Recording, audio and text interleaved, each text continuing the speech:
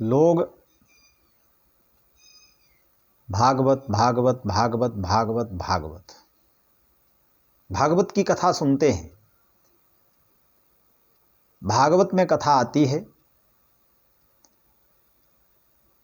अजामिल, आत्मदेव, गोकर्ण और धुंधकारी आदि भगवान के 24 अवतारों की कथा श्रीमद् भागवत में है। भागवत में लिखा है, स्वादत्ताम प्रदत्ताम व ब्रह्मवृत्ति हरिच्या खष्टिभ सहस्राणि विष्ठायाम जायते कृमि। अर्थात स्वादत्ताम, जो स्वयं कभी न देता हो, प्रदत्ताम, अगर कोई दान कर रहा हो, और ब्रह्मवृत्ति हरिच्या, ब्राह्मण जहां से कुछ कमा करके अपनी जीविका चला रहा हो और कोई जा करके वहां विरोध करे कि भैया दान मत दो, यहां स्वयं न देता हो, दूसरा अगर दे रहा हो तो उसको रोक दे। ब्राह्मण कहीं से कमा रहा हो, ब्राह्मण को वहां से कह दे कि भाई इसको दक्षिणा मत दो। ऐसा करने वाला प्राणी 60,000 वर्ष तक विष्ठा का कीड़ा बनता है। इसलिए ऐसा नहीं करना है।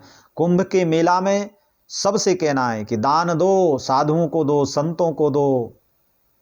कुंभ में जाकर के आप भंडारा करो, स्वयं करो, साधु संतों को दे दो। साधु संत वहां पर ब्राह्मणों को, कोई गरीब को, असहाय को, कोई लूला है, लंगड़ा है, सबको दान करो जाकर के। दान बहुत सुंदर है। दान धर्मान। माता जानकी ने रावण को दान दिया।